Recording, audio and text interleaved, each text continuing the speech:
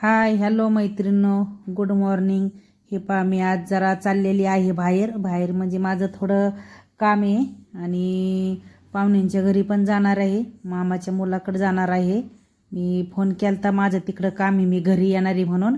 मग ती म्हटली या जेवण वगैरे करू इथंच आपण, मी स्वयंपाक करते.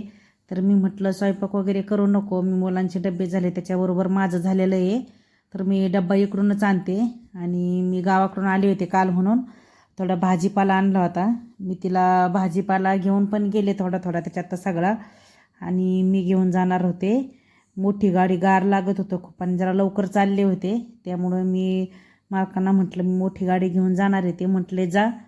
आणि त्या दिवशी होता गुरुवार आणि लाईट सारखी जाते म्हणून मी आपलं चेक करून घेतलं नाही का, फ्रीज वगैरे बंद केले, कसं लाईटी वगैरे सगळं बंद केलं आणि निघले होते. जायला एकटीच होते, मुलं ते शाळेत गेलेले असल्यामुळं मला छोट्या मुलाच्या शाळेच्या टायमापर्यंत यायचं होतं. गाडी त्या दिवशी पार्किंगमध्ये नव्हती लावलेली, गावाकडून आलो म्हणून बाहेरच लावली होती आणि मला जायचं बी होतं म्हणून म्हणलं राहू द्या नंतर लावता येईल. आणि त्याच्यामुळं मग गाडी बाहेरच लावली होती आणि आपली चालली होती एकटी मस्त गाडीत गाणी ऐकत ऐकत. थोडं एका जागेवर जरा ट्रॅफिक नव्हतं, म्हणजे दारातूनच तिथं थोडा व्हिडिओ काढून घेतला मी आपला माझा 10 सेकंदाचा आणि चालले होते. नंतर मग गाडीत गाणे लावले आणि चालले होते, तरी मला त्यांच्या घरी जायला आणि मी थांबले होते इथं मुलांना खायला घ्यायला एका स्वीट होममध्ये. काय घेऊ म्हणलं, मग आता आईस्क्रीम वगैरे घेणार होते, पण तिच्या पण मुलांना सर्दी झाली होती म्हणून आईस्क्रीम घेतली नाही, म्हणून मग मी तिथं आपलं क्रीम रोलनं ते घेतले. आणि इथं आले, घरी आल्याच्या नंतर मी तिला कॉल केला, म्हटलं मी आलेली आहे खाली ये म्हटलं. तो मग गाडी वगैरे पार्किंगला लावली आणि चाललो होतं लिफ्टमध्ये. तिला म्हणलं धरबाई भाजीपाला तुझा हातातच, म्हणून मी भाजीपाल्याची पिशवी तिच्याच हातात दिली ना. थोडी भाऊजाई होती म्हणून त्या नात्यानं थोडी हसत पण होते तिला.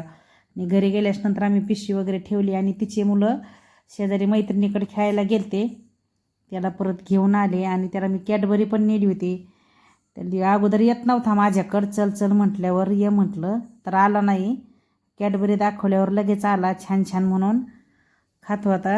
आणि त्याची बहीण होती तिला दी म्हणते, तर तिला कुठं देत नव्हता, तो एकट्यानेच खाल्ली. त्यांनी मला म्हणतोय छान. मग आम्ही इथं बसलो जेवण करायला. जेवणात तिने बनवली होती पनीरची भाजी. तिला म्हटलं होतं नको बनवू पनीर वगैरे काही, पण तिने बनवली होती. आणि मी नेला होता घरी येऊन चना मसाला. दोघीच होतो जेवायला, तिचे मुलं आणि मी. माझे 2 ते स्कूलला गेलते आणि भाऊ मामाचा मुलगा आहे ना, तो आउटस्टेटला गेलेला आहे तो, त्यामुळे तो पण घरी नव्हता. मग आम्ही जेवायला काही दोघी आणि तिचे मुलं आम्ही चौघंच होतो जेवायला. मस्त छान आपलं जेवण वगैरे केलं, गप्पा केल्या, एन्जॉय केलं. बघा तिच्या भाजीत तेल, बरं का, मी तिला सांगत होते तू तेल जास्त टाकलं म्हणून, मला भाजी थोडीच दे. बघा तेल, जेवण होईपर्यंत तिला सांगत होते तेल जास्त आहे भाजीमध्ये म्हणून. मग मी थोडीच घेतली भाजी आणि बसलं. नंतर जेवायला गप्पा मारीत मारीत जेवण बी छान झालं तर फुल. तिच्या